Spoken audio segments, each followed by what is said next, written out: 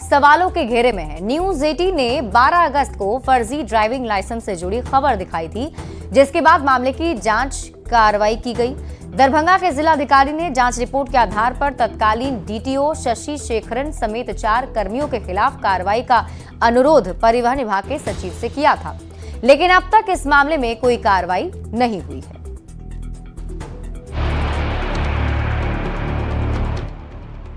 एक driving licence और 3 फर्जी ड्राइवर।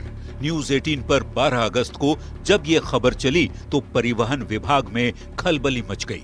बिहार में दरभंगा सहित कुछ जिलों में फर्जी ड्राइविंग लाइसेंस बनाए जाने की खबर हमने दिखाई थी। एक ही ड्राइविंग लाइसेंस पर 3 फर्जी लाइसेंस बनाए गए थे। खबर दिखाने के बाद जांच हुई। न्यूज 18 की रिपोर्ट के आधार पर जब हमने यह मामला जिलाधिकारी दरभंगा के संज्ञान में लाया तो उन्होंने राष्ट्रीय सुरक्षा को ध्यान में रखते हुए तो तत्काल जांच का आदेश दिया। इस जांच से स्पष्ट रूप से साबित हुआ कि रिपोर्ट में दर्शाए गए तथ्य 100% सही और सत्य। जांच रिपोर्ट के आधार पर दरभंगा के डीएम ने परिवहन विभाग के सचिव संजय अग्रवाल को एक अनुशंसा भेजी, जिसमें फर्जी ड्राइविंग लाइसेंस दिलाने के आरोप में तत्कालीन जिला परिवहन पदाधिकारी शशि शेखरन सहित 4 लोगों के खिलाफ कार्रवाई का अनुरोध किया गया, पर विभाग ने इस मामले को ठंडे बस्ते में डाल दिया है। परिवहन विभाग के सचिव संजय अग्रवाल के पास एक रिकमेंडेशन आया है, जिसमें तत्कालीन जो जिला परिवहन पदाधिकारी हैं शशि शेखरन, उसके अलावा data entry operator Rupesh Kumar, programmer Vikramjit Pratap और प्रभारी सहायक कुमार गौरव के खिलाफ अनुशंसा की गई है कार्रवाई की। और इसी मामले की जानकारी लेने हम फिलहाल सचिव महोदय के पास पहुंचे हैं, लेकिन उन्होंने फिलहाल मिलने से इनकार किया है। और इस पूरे मामले में जो कार्रवाई की अनुशंसा की गई है वो 13 नवंबर को यानी 13/11/24 को ये लेटर परिवहन विभाग को भेजा गया है दरभंगा से, लेकिन अब तक इस मामले में कोई कार्रवाई नहीं की गई है।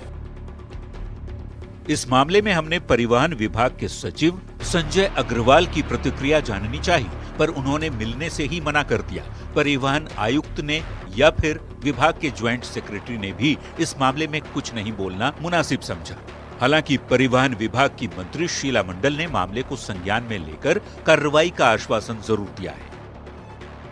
आपको हमने कहा ना कि इस तरह की बात होगी, आपने अभी कागज दिया, इसको हम लोग दिखवा लेते हैं क्या मामला है।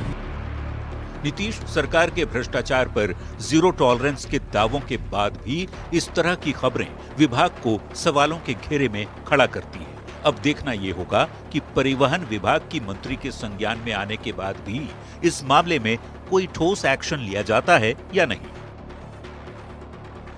पटना से न्यूज 18 के लिए संवाददाता संजय कुमार की report.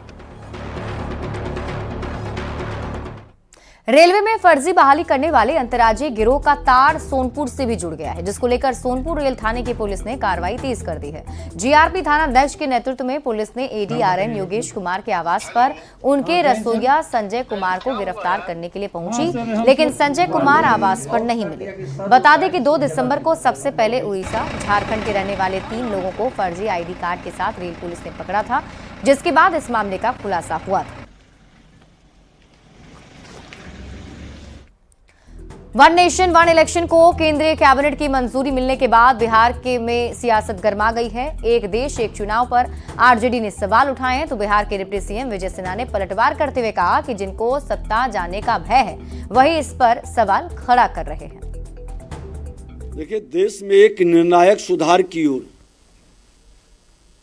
One nation one election का जो वातावरण बना है, निश्चित तौर पर ये देश के अंदर हमेशा कहीं न कहीं आचार संहिता से विकास प्रभावित होता था।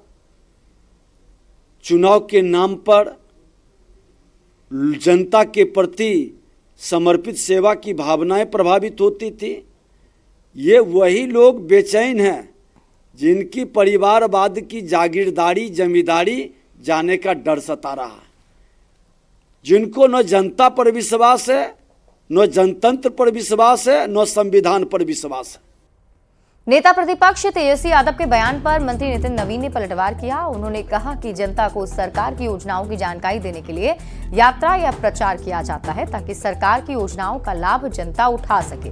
उन्होंने तंज कसते हुए कहा कि तेजस्वी यादव खुद सरकार में रहे हैं, उस कालखंड में उनका ध्यान नहीं था कि ये चीज होती है। जनता को सरकार की योजनाओं से अवगत कराने के लिए अगर हमने सरकार के विज्ञापन का जो ये प्रावधान रहता है उसके तहत अगर हम लोगों को जागरूक करें तो सरकार का पैसा जनता के हित में खर्च हो, इसकी चिंता की जाती है। आज जितनी भी योजनाएं शुरू होती है उसके शुभारंभ मतलब जनता को अवेयर करने की इन योजनाओं की हम शुरुआत कर रहे हैं, लेकिन क्या वो सरकार में तो रहे हैं, क्या उस कालखंड में ये नहीं ध्यान में था कि ये चीज़ें होती हैं। बिहार सरकार की परिवहन मंत्री शीला मंडल ने भी तेजस्वी यादव पर निशाना साधा। उन्होंने कहा कि 19 साल से मुख्यमंत्री नीतीश कुमार बिहार की सत्ता संभाल रहे हैं और महिलाओं के लिए लगातार काम भी कर रहे हैं। दरअसल तेजस्वी यादव ने नीतीश कुमार की महिला संवाद यात्रा पर सवाल उठाए थे। तक आप किसी से, हम लोग विधायक हैं, अपने क्षेत्र में नहीं जाएंगे, आवासे में बैठे रहेंगे तो हो जाएगा काम? तो जो जनता मालिक है उसके लिए हम लोग काम करते हैं, तो हमारा फर्ज बनता है कि उसके करीब जाए, उनसे मिले, उनके जैसा बने, तब ना हम समझ पाएंगे। जब तक जाइएगा नहीं तो समझिएगा कैसे? और हमारे नेता तो यात्रा हमेशा से करते आ रहे हैं।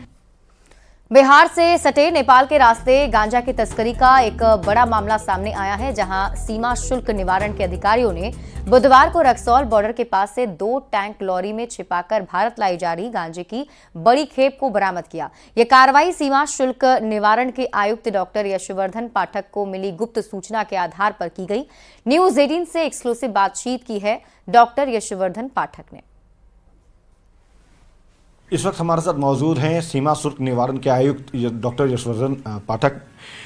सर, लगातार जो है कस्टम विभाग, आपका डिपार्टमेंट जो है वो कार्रवाई कर रही है नारकोटिक्स के मामले में, चाहे मादक पदार्थ में गांजा हो, हीरोइन हो या विदेशी मूल के जो सिगरेट्स हैं।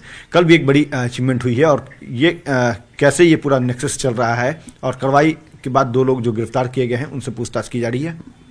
बिल्कुल, उनसे अभी पूछताछ की जा रही है और कल रक्सौल में जो आईसीपी है इंटीग्रेटेड चेक पोस्ट, वहाँ पे 2 एलपीजी के टैंकर्स के चालक गिरफ्तार किए गए हैं और उनसे जब वो वापस आ रहे थे एलपीजी नेपाल में डिलीवर करने के बाद, तो उनके ट्रक की जो चालक की टूल किट होती है उसके अंदर एक कैविटी सी बनी हुई थी और उसमें से करीब 150 किलो गांजा 2 ट्रक्स में बरामद हुआ और उसको हमारे ऑफिसर्स ने सीज कर लिया है। चूँकि क्वांटिटी काफ़ी बड़ी थी और बहुत कुछ वर्षों बाद इतनी बड़ी क्वांटिटी एक साथ, वो भी रक्सौल जैसे जगह में, रक्सौल अपने आप में हमारा सबसे बड़ा ट्रेडिंग सेंटर है वहाँ पे इंडिया नेपाल का, तो थोड़ा हम लोग इसको लेकर और अलर्ट हो जाएंगे। इसके बाद बॉर्डर स्टेट है, बहुत यूनिक स्टेट है।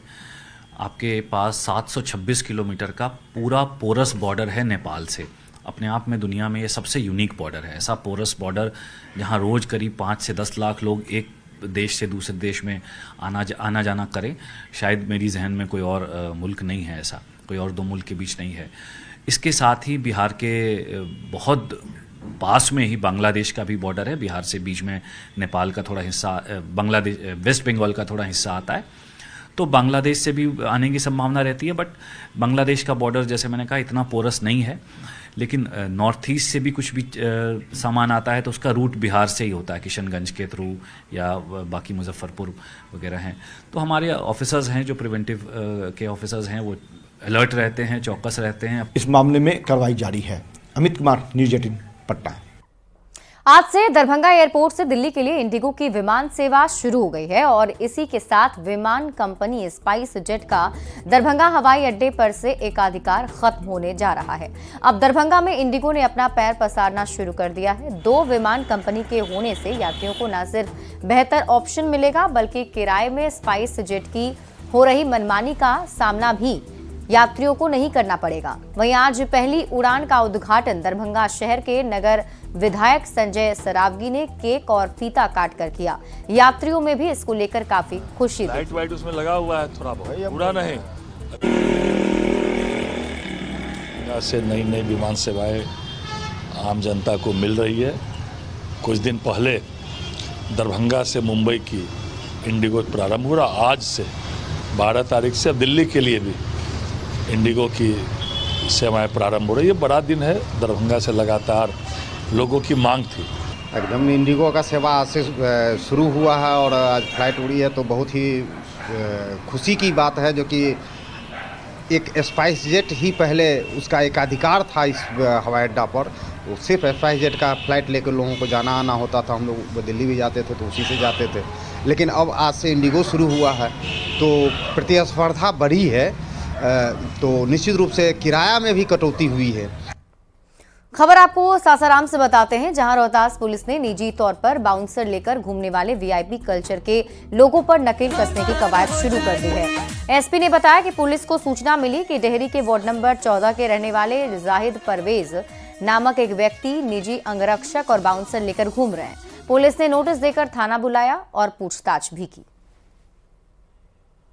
ये जाहिद परवेज इनके साथ जो 4 लोग घूम रहे थे उनका भी जांच किया गया है। डेहरी थाना में उनको नोटिस देकर उनको थाना बुलाकर इस संबंध में उनसे पूछताछ की गई है और पूछताछ के आधार पर जो उनके साथ 4 व्यक्ति थे उनके भी शस्त्र का सत्यापन किया जा रहा है। जिस जिले से उनको शस्त्र निर्गत किया गया उस जिले से भी पत्राचार करके उनके शस्त्र की अनुज्ञप्ति की विस्तृत जाँच की जा रही है। इनके बगहा के बंसी टोला गांव में गन्ने के खेत में छिपा तेंदुआ वन विभाग और पुलिस की टीम के प्रयास के बाद अब गांव से दूर चला गया है। हालांकि वन कर्मियों की टीम लगातार उसकी गतिविधियों पर नजर बनाए हुए है।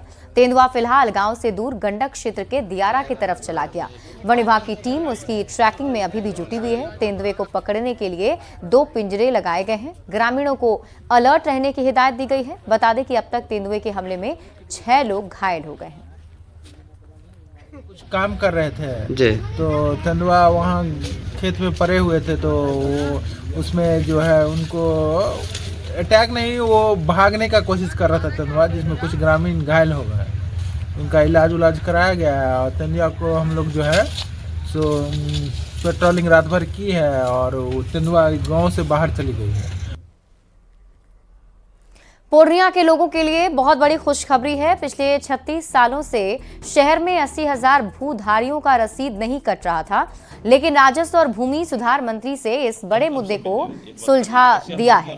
दिलीप जायसवाल ने कहा कि नगर निगम इलाके में 1979 से रेंट फिक्स नहीं होने के कारण लोगों की जमीन का रसीद नहीं कट रहा था। माफ कीजिएगा, दिलीप जायसवाल ने बताया कि नगर निगम इलाके में 1989 से रेंट फिक्स नहीं होने के कारण लोगों की जमीन का रसीद नहीं कट रहा था और इसको लेकर बड़ी संख्या में लोगों की शिकायत आ रही थी। क्षेत्र में उसमें 99 पूर्णिया वासी को इससे दिक्कत हो रहा था और इसीलिए हम लोगों ने विभाग के सचिव श्री जय सिंह के द्वारा मेरे निर्देश पर पूर्णिया समाहर्ता को निर्देश दिया गया है कि पूर्णिया नगर क्षेत्र अंतर्गत म्युनिसिपल सर्वे के आधार पर तैयार खतियान में वार्डवार लगान तालिका नियमानुसार 20 दिसंबर तक तैयार करने के लिए अपर समाहर्ता पूर्णिया को अपने स्तर से निर्देशित करने की कृपा की जाए। और